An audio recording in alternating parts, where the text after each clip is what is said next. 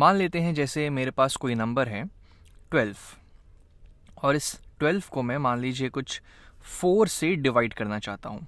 तो इसका मतलब क्या हुआ? चलिए इसको हम नंबर लाइन पे देखते हैं कि आखिर ये हमें क्या बोलना चाह रहा है। तो यहाँ पे मैंने अगर एक नंबर लाइन बना ली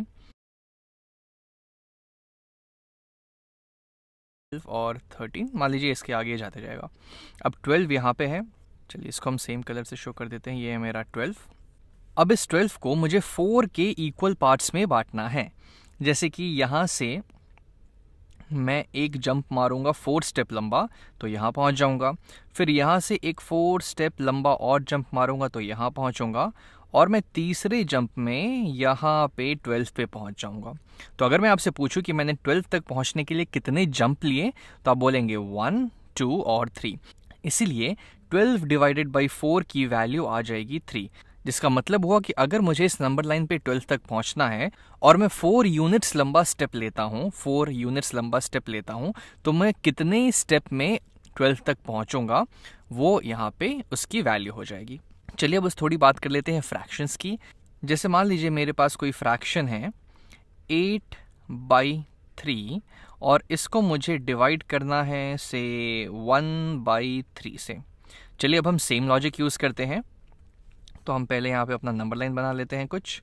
मान लीजिए ये है हमारा नंबर लाइन, ये हो जाएगा 0, यहाँ कहीं हो जाएगा 1, 2, 3 मान लीजिए यहाँ पे है, और ये ऐसे जाते जाएगा। तो पहले तो मुझे ये ढूंढना है कि 8/3 कहाँ पे है।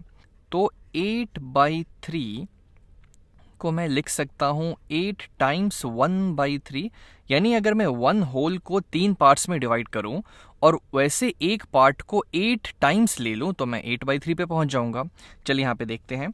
जैसे ये है मेरा 1 होल, इसको मैं 3 इक्वल पार्ट्स में डिवाइड करता हूँ, यहाँ और यहाँ। तो इसका जो यहाँ एक ये पार्ट हो जाएगा, ये 1/3 को शो करेगा, 1/3। वैसे अगर मैं यहाँ से लेके फिर यहाँ आ जाऊँगा तो ये हो जाएगा 2 टाइम्स 1/3 यानी कि 2/3, और ये यहाँ पे हो जाएगा 3 टाइम्स 1/3, 3 टाइम्स 1/3 यानी कि 3/3, जिसकी वैल्यू 1 कंप्लीट होल हो गई। अब चलिए वैसे ही यहाँ पे और डिवाइड कर देते हैं। इसको भी मैं 1 से 2 के बीच को भी मैं 3 इक्वल पार्ट में बांट देता हूँ, यहाँ भी इसको इक्वल पार्ट में बांट दिए। अब चलिए हम देखते हैं कि 8/3 पे हम कहाँ पहुँचेंगे। तो ये हो गया 3/3, 4/3, 5/3, 6/3, 7/3, 8/3, 8/3 यहाँ पे आ जाएगा। तो चलिए अब हम देखते हैं कि अगर हम 1/3 यूनिट्स लंबा स्टेप लें तब हम कितने स्टेप में 8/3 पे पहुंचेंगे। तो ये हो जाएगा 1, 2, 3, 4, 5, 6, 7 और 8, यानी कि इसकी वैल्यू आ जाएगी 8 के बराबर, क्योंकि मैंने यहाँ से 0 से 8/3 तक पहुंचने के लिए टोटल 8 स्टेप्स लिए हैं। अब चलिए इसको थोड़ा सा डिफरेंट तरीके से सोचते हैं। जैसे कि मान लेते हैं कि अगर मुझे 1 होल तक पहुंचना है, इस 1 होल तक मुझे अगर पहुंचना है तो मैं यहाँ पे 3 स्टेप ले रहा हूँ, यहाँ पे मैं ले रहा हूँ टोटल 3 स्टेप। वैसे ही मान लीजिए अगर मुझे इस 2 होल तक पहुंचना है, इस 2 तक पहुंचना है यहाँ पे, तो मुझे कितने स्टेप्स लगेंगे। तो ये हो जाएगा 2 टाइम्स 3, 2 टाइम्स 3, क्योंकि इस 1 को भी मैंने 2 से मल्टीप्लाई किया तो यहाँ पे जो नंबर ऑफ स्टेप्स लगे उसको भी मैंने 2 से मल्टीप्लाई कर दिया, तो ये हो जाएगा 6, और जो कि यहाँ पे दिख भी रहा है 1, 2, 3, 4, 5, 6। सेम लॉजिक से अगर मुझे 8/3 तक पहुँचना है, 8/3 तक पहुँचना है तो मैं क्या करूँगा, इस 8/3 को मैं नंबर ऑफ स्टेप्स जो मुझे इस 1 होल को कंप्लीट करने में लग रहे हैं यानी कि 3, उससे मल्टीप्लाई कर दूंगा। तो ये मुझे दे देगा कि मुझे कितना स्टेप लगेगा 8/3 तक पहुंचने में।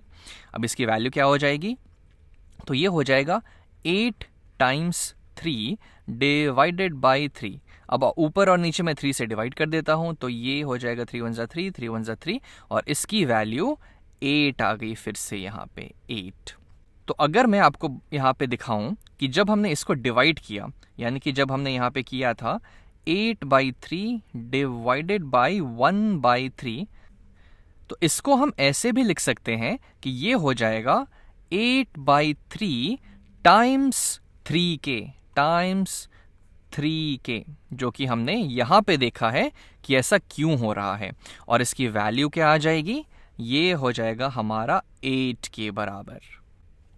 उसी तरीके से अगर मैं आपसे पूछ लूं कि मान लीजिए मेरे पास होता 8/3 डिवाइडेड बाई 2/3, 1/3 की जगह हमने 2/3 ले लिया, तो अगर हम इसको सेम लॉजिक से करें तो इसका वैल्यू हो जाना चाहिए 8/3 टाइम्स इस वाले का रेसिप्रोकल, जिससे हम डिवाइड कर रहे हैं उसका रेसिप्रोकल, यानी 2/3 का रेसिप्रोकल हो जाएगा 3/2, और इसकी वैल्यू फिर क्या हो जाएगी, ये हो जाएगा 8 टाइम्स 3, हम न्यूमरेटर्स को मल्टीप्लाई कर देंगे और डिनोमिनेटर्स को मल्टीप्लाई कर देंगे।